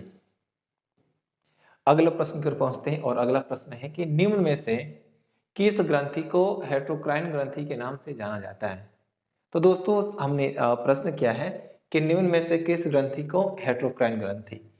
सबसे पहले हमें इस टर्म को देखना है, हेटेरोक्राइन का मतलब क्या होता है। तो याद रखिएगा हेटेरो का मतलब इसमें दो कार्य करेंगे, एक अंतःस्रावी, ठीक है, अंतःस्रावी, और दूसरा बहिस्रावी, यानी कि अंतःस्रावी और बहिस्रावी दोनों का कार्य करेगा। तो अंतःस्रावी और बहिस्रावी दोनों का कार्य कौन करता है? तो हमारे शरीर में एक ही ग्रंथि है जो कि अंतःस्रावी और बहिस्रावी दोनों का कार्य करता है। वो हाईलाइटेड क्वेश्चन आपका अग्नाश है दोस्तों, ये भी प्रश्न बार बार रिपीटेड हो रही है, बहुत ही महत्वपूर्ण है, ठीक है। चलिए अगला प्रश्न है कि डायबिटीज इंसिपिडस किसके असंतुलन से उत्पन्न होता है। डायबिटीज इंसिपिडस, एक बात बता दें आपको कि डायबिटीज दो प्रकार के, डायबिटीज दो प्रकार के, आप एक ही प्रकार के जानते होंगे लेकिन हम आपको बता देते हैं कि जो डायबिटीज होता है वो कितने प्रकार के, दो प्रकार के। एक जो प्रकार होता है जिसको हम लोग कहते हैं डायबिटीज इंसिपिडस, इंसिपिडस, और एक होता है जिसको हम लोग कहते हैं डायबिटीज मेलाइटस, डायबिटीज मेलाइटस, ठीक है। जो डायबिटीज मेलाइटस है और डायबिटीज इंसिपिडस दो प्रकार का डायबिटीज है। याद रखिएगा दोस्तों, ये जो होता है ना डायबिटीज जिसको हम लोग इंसिपिडस कह रहे हैं, ये किसके कारण होता है दोस्तों? तो वो किसके असंतुलन के कारण होता है? तो वो एडीएच, यानी कि जो एंटी डायूरेटिक हार्मोन है जिसको हमने वैसोप्रेसिन भी कहा था, इसी के क्या होता है असंतुलन के कारण ये जो बीमारी होती है डायबिटीज इंसिपिडस। इसमें व्यक्ति को बार बार पेशाब लगता है, वो बार बार पेशाब करने के जाता है, लेकिन इसके पेशाब में शुगर नहीं होता है क्योंकि दोस्तों ये मधुमेह नहीं है। तो याद रखिएगा डायबिटीज जो इंसिपिडस है किसके असंतुलन के कारण होता है? तो वो एडीएच हार्मोन के असंतुलन के कारण होता है। अगले प्रश्न की ओर पहुंचते हैं। और हाँ दोस्तों, यहाँ पे जो है डायबिटीज मेलाइटस है, तो डायबिटीज मेलाइटस किसके असंतुलन के कारण? तो दोस्तों इसके लिए जो हार्मोन है वो है इंसुलिन, ठीक है। चलिए अगला प्रश्न आपके सामने, डायबिटीज मेलाइटस किसकी कमी के कारण होता है? तो दोस्तों वो आंसर इसका हो जाएगा इंसुलिन, यानी कि ऑप्शन नंबर सी सही होगा। हाँ तो दोस्तों अगला प्रश्न आपके सामने है, इसको थोड़ा सा ये लंबा प्रश्न है, इसको थोड़ा सा अच्छे से हम लोग रीड करेंगे कि इनमें से कौन अंतःस्रावी तंत्र के बारे में सत्य है। चार ऑप्शन दिए गए, पूछा गया कि कौन सही है। तो देखिएगा इसमें पूछा कहा जा रहा है जी, इसमें पूछा यही गया कि कौन सही बात है। तो क्या हार्मोन को स्रावित करता है? देखिए हार्मोन को स्रावित करता है जो रक्त द्वारा लक्षित कोशिका तक पहुंचता है, तो ये तो बताइए बिल्कुल सही है, ये सही है। दूसरी बात, मेटाबॉलिक गतिविधियों में परिवर्तन का कारण होता है, बिल्कुल सही है। प्रभाव लंबे समय तक रहता है, जी ये भी बात सही है। यानी कि अगर एक दो तीन तीनों सही है तो ऑप्शन नंबर डी तो बिल्कुल सही है। यानी कि ऑप्शन नंबर क्या है, ये चारों के चारों अंतःस्रावी ग्रंथि की प्रॉपर्टीज हैं, ठीक है। अगला प्रश्न की ओर पहुंचते हैं और अगला प्रश्न है कि निम्नलिखित में से कौन सी ग्रंथि मेलाटोनिन नामक हार्मोन का स्राव करती है?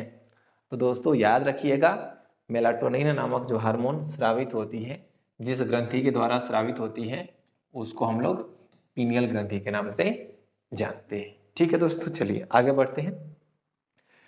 सुनिए, जब कोई व्यक्ति रोता है, समझने का, देखिए आप भी रोए होंगे या कोई भी रोता होगा तो देखिए उसका क्या होता है, आंख से तो आंसू आते ही हैं लेकिन नकियों से निकलने लगता है, नकियों से पानी के जैसा निकलता है। अब वो कैसे काहे निकलता है? तो दोस्तों याद रखिएगा ये ग्रंथि पाई जाती है जिसको हम लोग कहते हैं आश्रुकारी ग्रंथि, आश्रुकारी ग्रंथि। क्वेश्चन को पढ़ेंगे कि जब कोई व्यक्ति रोता है जिसके सक्रिय किसके सक्रिय के कारण नाक से जल विसर्जन, यानी कि नाक से भी पानी निकलने लगता है, तो दोस्तों वो एक ग्रंथि है जिसका नाम है आश्रुकारी ग्रंथि, जिसके कारण क्या होता है कि कोई व्यक्ति जो बच्चा रो रहा है तो उसके नाक से भी क्या पानी निकलने लगता है।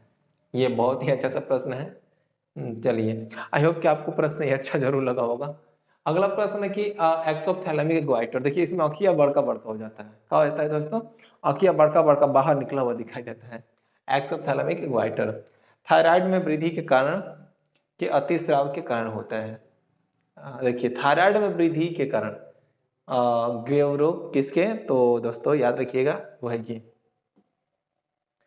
Thyroid hormone. कौन सा hormone, thyroid hormone. Exophthalmic goitre thyroid में वृद्धि का, ठीक है, वो हो जाएगा थायराइड हार्मोन यानी कि थायरॉक्सिन दोस्तों।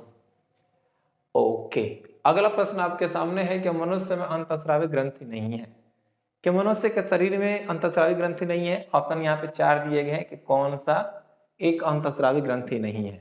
तो देखिए शीर्ष ग्रंथि, पिनियल ग्रंथि ये भी है, आदिवृक्क ग्रंथि जिसको एड्रिनल ग्लैंड कहते हैं ये भी है, पीयूष ग्रंथि जिसको पिट्यूटरी ग्लैंड कहते हैं ये भी है। लेकिन दोस्तों यकृत एक अंतःस्रावी ग्रंथि नहीं है, यह एक केवल बहिस्रावी ग्रंथि होता है। चलिए अगला प्रश्न है कि निम्नलिखित में से कौन सा जानवर में पाया जाने वाला हार्मोन नहीं है, मतलब कि जो कि जंतु में पाया नहीं जाता है, चाहे हम लोग चाहे कोई जंतु उसमें नहीं पाया जाता है। ऑप्शन देख लेते हैं, इंसुलिन बिल्कुल पाया जाता है, ऑक्सीन, थायरॉक्सिन तो पाया जाता है, एड्रेनलिन भी पाया जाता है, लेकिन ऑक्सीन नहीं पाया जाता है। ठीक है दोस्तों, ये ऑक्सीन नहीं पाया जाता है। ऑक्सीन एक्चुअली क्या है, तो ऑक्सीन एक प्लांट हार्मोन है, पादप हार्मोन है। क्या दोस्तों, एक पादप हार्मोन है। तो पादप जब हार्मोन है तो जंतु में कहां से होगा, तो जवाब क्या हो जाएगा, हो जाएगा बी। ठीक है, चलिए अगला प्रश्न आपके सामने है कि निम्न में से कौन सा हार्मोन युवा अवस्था के समय लड़कों में दिखाई देने वाली उपस्थिति में बदलाव लाता है, यानी कि जब बच्चे युवा अवस्था में जाते हैं तो उनके शारीरिक परिवर्तन आते हैं, तो कौन सा हार्मोन होता है, तो आप याद रखिएगा वो आपका हार्मोन होता है टेस्टोस्टेरोन। कौन सा हार्मोन दोस्तों, टेस्टोस्टेरोन, जिसके कारण उसमें परिवर्तन आता है, ज्यादा मात्रा में स्रावित होता है, धीरे धीरे आवाज भारी हो जाता है। ठीक है, दाढ़ी मूंछ आने लगता है, शरीर क्या होता है उसमें मस्कुलर हो जाता है, ये सब टेस्टोस्टेरोन का कमाल है। टेस्टिस में से कौन सा हार्मोन मुक्त किया जाता है, तो याद रखिएगा दोस्तों टेस्टिस से जो हार्मोन मुक्त होता है वो है टेस्टोस्टेरोन। निम्न में से कौन सा हार्मोन पिट्यूटरी ग्लैंड द्वारा स्रावित नहीं होती है, तो दोस्तों पूछा गया है कि इसमें 4 हार्मोन के नाम दिए गए हैं और ये पूछे गए हैं जो कि पिट्यूटरी ग्लैंड के द्वारा स्रावित नहीं होता है। दोस्तों एक बात समझिए, अब क्या होता है कि कभी कभी हम प्रश्न को आधा अधूरा पढ़ लेते हैं और लास्ट में नहीं देखते कि उसमें नहीं लिखा है, और देखिए ऐसे ही गलतियां हो जाती हैं। लास्ट में हमने क्या देखा है, किस पे लिखा है नहीं, तो कौन नहीं, आप जब पढ़िएगा थायराइड उत्तेजक हार्मोन तो कहेंगे ये तो स्रावित होता है, मार देते इसी को, लेकिन गलत हो जाएगा। तो देखिए थायराइड, प्रोलैक्टिन, वैसोप्रेसिन, और यहाँ पे ये है पिट्यूटरी ग्लैंड के द्वारा स्रावित होता है। लेकिन यहाँ पे एक हार्मोन है जिसका नाम है सोमेटोएस्ट्रेसिन, जो सोमेटोएस्ट्रेसिन है ये पिट्यूटरी ग्लैंड के द्वारा स्रावित नहीं होता है। तो याद रखिए इस प्रश्न का सही जवाब क्या हो जाएगा, सोमेटोएस्ट्रेसिन, सोमेटोएस्ट्रेसिन। ठीक है, ओके। दी गई ग्रंथि में से कौन सी ग्रंथि नलिका रहित है, मतलब कि नलिका रहित को यानी कि दोस्तों डक्ट के बिना, डक्ट के बिना, मतलब कि इसमें कोई नली होगी ही नहीं, नली नहीं पाई जाएगी। ऑप्शन देख लेते हैं, किडनी नली होती है, लीवर नली होती है, पेट इसमें भी नली होती है, अंतःस्रावी ग्रंथि इसमें नली नहीं होती है। तो ये जो तीनों ऑप्शन है ये गलत हो जाएंगे। ऑप्शन नंबर आपका ये डी सही हो जाएगा कि अंतःस्रावी ग्रंथि को हम लोग डक्टलेस ग्लैंड के नाम से भी जानते हैं, इसमें नलियां नहीं पाई जाती हैं। किस हार्मोन को वृद्धि हार्मोन के नाम से जानते हैं दोस्तों, तो वो क्या है, सोमेटोट्रोपिन, यानी सोमेटोट्रोपिन के जो हार्मोन था एसटीएच, जिसको हम लोग वृद्धि हार्मोन कह रहे थे, उसी का दूसरा नाम है सोमेटोट्रोपिन।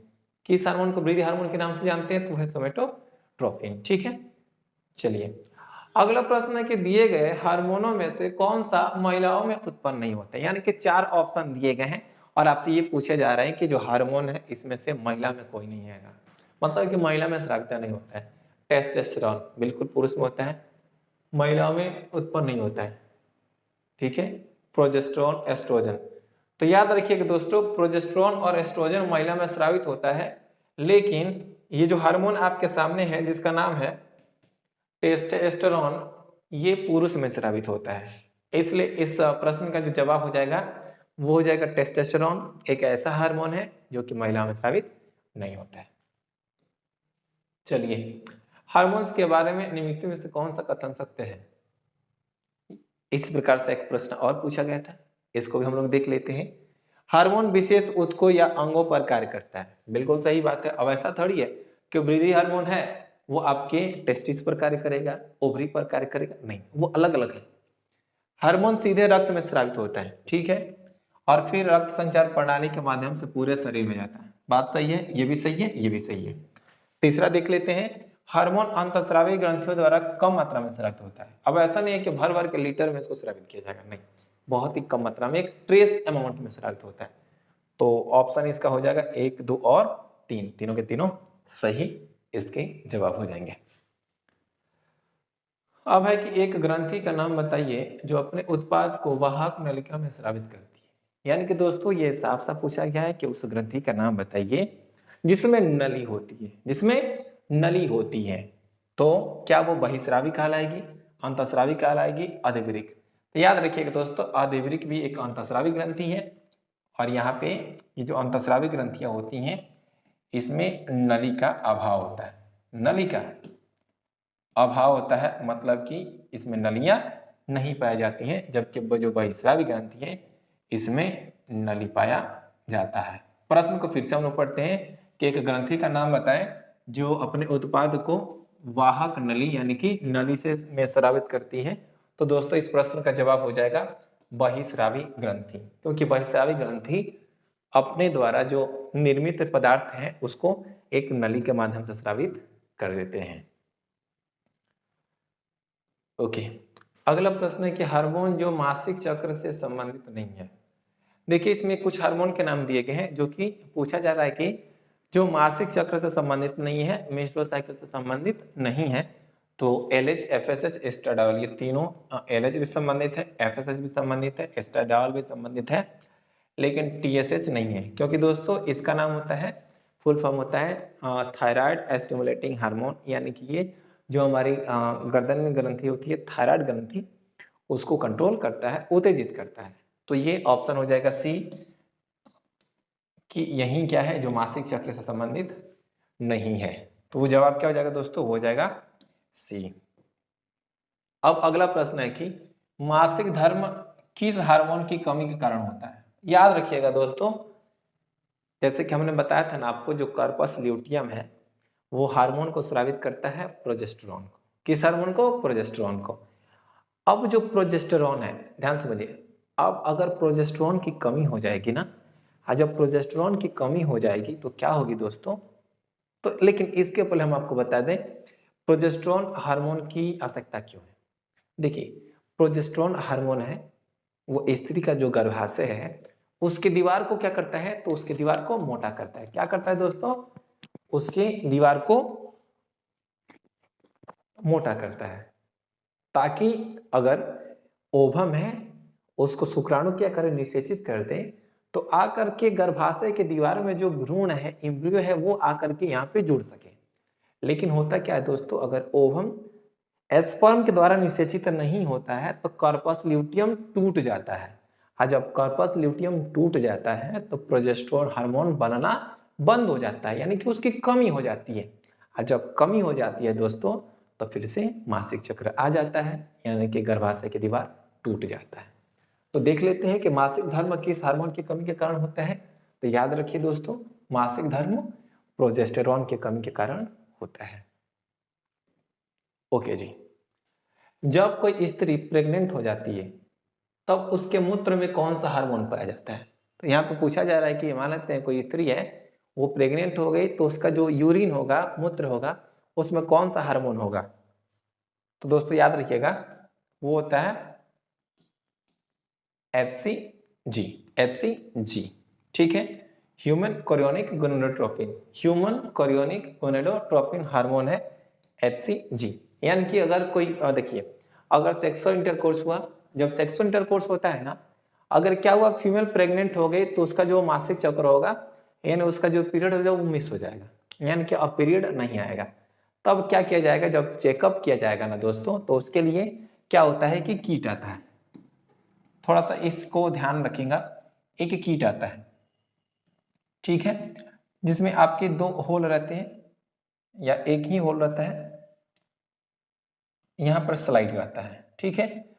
इसी में क्या किया जाता है कि ये जो यूरिन है उसमें ड्रॉप किया जाता है। जब एक लाइन आता है तो क्या होता है कि निगेटिव होता है, और जब 2 लाइन आ जाता है तो पॉजिटिव होता है। तो यहाँ पे देखिएगा, अब ये जो कीट है वो किस बात को बताता है, किसकी उपस्थिति को बताता है, वो बताता है कि HCG यूरिन में है कि नहीं है। और जब यूरिन में HCG होगा, यह इस बात को सूचित कर देगा कि वो जो औरत है वो क्या है, जो स्त्री है वो प्रेग्नेंट है। तो याद रखिए दोस्तों, इस प्रश्न का जो जवाब होगा वो हो जाएगा HCG, ठीक है। चलिए अगला प्रश्न की ओर पहुंचते हैं, और जो अगला प्रश्न है कि एस्ट्रोजन और प्रोजेस्टेरोन किसके द्वारा स्रावित होता है। तो याद रखिए दोस्तों, एस्ट्रोजन और प्रोजेस्टेरोन स्रावित होता है अंडाशय के द्वारा। अगला प्रश्न है, शुक्राणु जनन का नियंत्रण किसके द्वारा होता है। शुक्राणु जनन का नियंत्रण किसके द्वारा होता है दोस्तों, यानी कि स्पर्मेटोजेनेसिस, शुक्राणु जनन, इसको हम लोग इंग्लिश में कहते हैं स्पर्मेटोजेनेसिस। स्पर्मेटोजेनेसिस किसके द्वारा नियंत्रित होता है, तो याद रखिए LH के द्वारा। किसके द्वारा, LH के द्वारा। अगला प्रश्न है कि पीयूष ग्रंथि के अत्यधिक हार्मोन स्राव से शरीर पर क्या प्रभाव पड़ेगा। मतलब कि जो पीयूष ग्रंथि है उसके द्वारा अगर हार्मोन अत्यधिक मात्रा में स्रावित होने लगे तो क्या प्रभाव पड़ेगा, क्या दुष्परिणाम होंगे। तो याद रखिएगा दोस्तों, क्या लंबाई में अत्यधिक वृद्धि हो जाएगी, ये तो होगा ही। शरीर का असंतुलित विकास, शरीर का टेढ़ा मेढ़ा होना, टेढ़ा मेढ़ा तो होगा नहीं, उपयोग में से कोई नहीं। याद रखिएगा, अगर जो हमारा पीयूष ग्रंथि है अधिक मात्रा में हार्मोन को स्रावित करने लगे, देखिए एक ही तो हार्मोन नहीं है कि हम आपको ये ऑप्शन नंबर ये को सही कर दें, गलत हो जाएगा। बहुत सारे हार्मोन है, और अगर अधिक मात्रा में स्रावित करने लगे तो दोस्तों क्या हो जाएगा कि हमारे शरीर का संतुलन बिगड़ जाएगा, यानी कि हमारे शरीर का जो विकास तो होगा लेकिन किस रूप में होगा, असंतुलित होगा। तो इसलिए इस प्रश्न का सही जवाब हो जाएगा आपका बी। चलिए अगला प्रश्न देखते हैं, कार्पस ल्यूटियम के द्वारा स्रावित होने वाला हार्मोन कौन सा है। तो दोस्तों कार्पस ल्यूटियम के द्वारा जो हार्मोन स्रावित होता है वो आपका है प्रोजेस्टेरॉन। क्या दोस्तों, प्रोजेस्टेरॉन है। अगला प्रश्न है कि अंडोत्सर्ग की क्रिया किस हार्मोन के कारण होती है, यानी कि जो ये ओवरी है, ओवरी से अंडाणु को बाहर निकलना है, किसके द्वारा कंट्रोल होता है। याद रखिए दोस्तों LH, और एक हार्मोन होता है FSH, ये भी मदद करता है लेकिन ऑप्शन में नहीं है, इसलिए जवाब क्या हो जाएगा, वो हो जाएगा LH।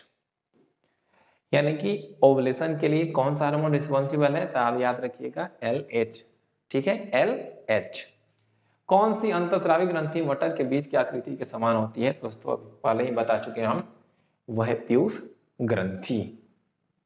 अगला प्रश्न है कि मेलाटोनिन का स्राव कौन सी ग्रंथि करती है। तो दोस्तों याद रखिएगा, जो मेलाटोनिन है इसको स्रावित करने वाली ग्रंथि है जिसका नाम है पिनियल ग्लैंड, यानी कि शीर्ष ग्रंथि। अगला प्रश्न है कि थायराइड से थायरॉक्सिन स्रावित करने के लिए उत्तेजित करने वाला अंतःस्रावी हार्मोन कौन सा है। मतलब कि साफ साफ ये कहा जा रहा है कि जो हमारी थायराइड ग्रंथि है इसको उत्तेजित कौन करता है। तो याद रखिए दोस्तों, इसको उत्तेजित करता है TSH, यानी कि थायराइड स्टिमुलेटिंग हार्मोन। इसको हम लोग क्या कहते हैं दोस्तों, thyroid stimulating hormone. Thyroid stimulating hormone है, ये क्या करता है, तो ये करता है कि हमारा जो थायराइड ग्रंथि है उसको उकसाता है। क्या करता है, उकसाता है, उत्तेजित करता है। चलिए अगले प्रश्न की ओर पहुंचते हैं कि किसकी कुसक्रियता के कारण मानव शरीर में मिक्सिडेमा होती है। तो दोस्तों याद रखिएगा, वो है थायराइड ग्रंथि। थायराइड ग्रंथि के कुसक्रियता के कारण ही क्या होती है, मिक्सिडेमा नामक बीमारी होती है। अंतःस्रावी ग्रंथि के द्वारा स्रावित होने वाले पदार्थ को किस नाम से जानते हैं? तो दोस्तों याद रखिएगा कि अंतःस्रावी ग्रंथि जिस पदार्थ को स्रावित करती है उसको हम लोग कहते हैं हार्मोन। क्या कहते हैं दोस्तों? हार्मोन। अगला प्रश्न है कि निम्न में किसे रासायनिक दूत कहते हैं? यानी कि साफ साफ कहा जा रहा है कि बताइए कि ऑप्शन में जो दिए गए हैं उसमें से केमिकल मैसेंजर कौन है? केमिकल मैसेंजर कौन है? रासायनिक दूत कौन है? तो दोस्तों आपको बता दें रासायनिक दूत हम लोग हार्मोन को कहते हैं। यानी कि ये जो केमिकल मैसेंजर है वो कौन कहलाते हैं? हार्मोन कहलाते हैं। यानी कि यहाँ पे एक और प्रश्न क्लियर हो रही है कि केमिकल मैसेंजर किसे कहते हैं दोस्तों? तो हार्मोन को कहते हैं। चलिए अब हम लोग बहुत करीब पहुंच चुके हैं। ये क्वेश्चन नंबर 95 है। अग्नाशय के किस कोशिका के द्वारा इंसुलिन का स्राव होता है? तो याद रखिएगा दोस्तों अग्नाशय में एक बहुत ही महत्वपूर्ण कोशिका होती है जिसको हम लोग कहते हैं बीटा सेल। क्या कहते हैं दोस्तों? Beta cell. अब ये जो बीटा सेल है इसी के द्वारा किसका स्राव होता है? इसी के द्वारा एक हार्मोन का स्राव होता है जिसे हम लोग इंसुलिन के नाम से जानते हैं। तो इस प्रश्न का जो सही जवाब हो जाएगा वो हो जाएगा दोस्तों इंसुलिन। ठीक है, और बीटा सेल, सॉरी इंसुलिन नहीं beta cell. Question number 96, oxytocin hormone का स्राव कहाँ होता है? तो याद रखिएगा दोस्तों शीर्ष ग्रंथि, अधोवृक्क ग्रंथि, हाइपोथैलेमस, यकृत। एक हम बात बताते हैं, ऑक्सीटोसिन हार्मोन का स्राव होता है हाइपोथैलेमस के द्वारा, लेकिन इसे ब्लड में ले जाने का कार्य कौन करता है? तो पीयूष ग्रंथि करती है। तो दोस्तों याद रखिएगा जवाब हो जाएगा आपका हाइपोथैलेमस। देखिए अगला प्रश्न है कि इनमें से कौन सा अंग मिश्रित ग्रंथि है? मतलब कि अंतःस्रावी भी कार्य करेगा, बहिःस्रावी भी कार्य करेगा। देखिए एक ही प्रश्न को अलग अलग तरीके से यहाँ पे दिया गया था। तो इनमें से कौन सा अंग मिश्रित ग्रंथि है? तो याद रखिए क्या पीयूष ग्रंथि है, ऑटो ग्रंथि, अग्नाशय है। हाँ दोस्तों यहाँ पे जो जवाब होगा वो होगा आपका अग्नाशय। आयोडीन युक्त हार्मोन है, यानी कि यहाँ पे कहा जा रहा है कि कौन सा हार्मोन है जिसमें आयोडीन होता है? दोस्तों याद रखिएगा वो है थायरॉक्सिन। थायरॉक्सिन में क्या होता है? आयोडीन होता है। बच्चों में थायरॉक्सिन की कमी से कौन सी बीमारी होती है? तो याद रखिएगा दोस्तों बच्चों में अगर थायरॉक्सिन की कमी हो जाती है तो बीमारी होती है जिसका नाम है हाइपोथायरॉयडिज्म। हाइपोथायरॉयडिज्म यानी कि जड़मानवता। अगला प्रश्न है स्त्रियों में रजोनिवृत्ति, रजोनिवृत्ति के पश्चात कौन सा हार्मोन स्रावित नहीं होता है? रजोनिवृत्ति का मतलब हुआ दोस्तों मीनोपॉज। मीनोपॉज। अब ये मीनोपॉज का मतलब क्या होता है? मीनोपॉज वो कंडीशन है जिसके बाद से कोई स्त्री में मासिक चक्र नहीं होगा, यानी कि उसमें अब पीरियड आएगा ही नहीं, अब उसमें पीरियड खत्म हो जाएगी। और जब पीरियड खत्म हो जाएगी तो वही पूछा जा रहा है कि एक स्त्री है जिसका पीरियड खत्म हो गया, जिसका पीरियड खत्म हो गया तो उसमें कौन सा हार्मोन नहीं होगा? तो दोस्तों याद रखिएगा प्रोजेस्टेरोन हार्मोन नहीं होगा, क्योंकि अब यहाँ पे ओवम तो बनेगा नहीं, और जब ओवम बनेगा नहीं तो निकलेगा नहीं, और जब नहीं निकलेगा तो प्रोजेस्टेरोन कार्पस ल्यूटियम बनेगा नहीं, और कार्पस ल्यूटियम प्रोजेस्टेरोन को रिलीज करेगा नहीं। तो ये कौन सा? तो हो जाएगा प्रोजेस्टेरोन। ये हमारे हैं सेंचुरी हो गए 100 प्रश्न।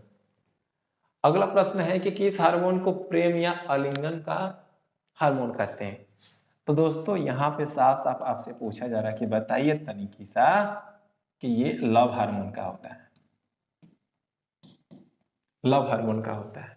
तो दोस्तों याद रखिएगा लव जो हार्मोन होता है वो हर एक व्यक्ति में स्रावित होता है। ठीक है, चाहे एक छोटा सा बच्चा हो चाहे आप हो।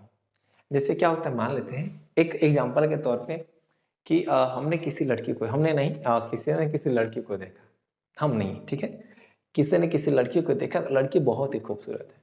अब क्या हुआ इसके दिल में घंटी बजी, लड़की बहुत ही खूबसूरत तनी को बात करे, यानी कि यहाँ पे क्या हुआ दोस्तों एक हार्मोन रिलीज हो गई, वो है लव हार्मोन। यानी कि अब अंदर ही अंदर क्या पसंद करने लगा लड़का वो कि लड़की बहुत ही खूबसूरत है, तो लव हार्मोन है। तो लव हार्मोन किस हार्मोन को प्रेम या आलिंगन का हार्मोन कहते हैं? तो दोस्तों याद रखिएगा वो है ऑक्सीटोसिन। ऑक्सीटोसिन को हम लव हार्मोन कहते हैं। ठीक है दोस्तों, चलिए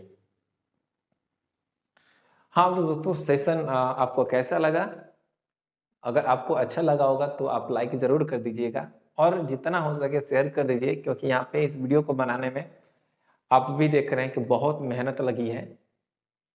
अलग अलग स्रोतों से हमने यहाँ पे आपके 100+ ऑब्जेक्टिव प्रश्नों को संग्रह किया और हमने आपको भली भांति एक एक प्रश्नों को अच्छे से बताया है। तो दोस्तों अगर आपको वीडियो अच्छा लगा हो तो आप लाइक कर दीजिए और जितना हो सके इसको शेयर कर दीजिए। और हाँ, अगर आप इस चैनल पर नए हैं, अगर आप इस चैनल पे नए हैं तो चैनल को सब्सक्राइब जरूर कर लीजिएगा और इसी प्रकार के वीडियो को देखने के लिए नोटिफिकेशन आइकन यानी कि जो बेल आइकन होता है उसको प्रेस कर दीजिएगा ताकि नोटिफिकेशन आपको मिस ना हो। तो मिलते हैं दोस्तों नेक्स्ट वीडियो में, तब तक के लिए जय हिंद।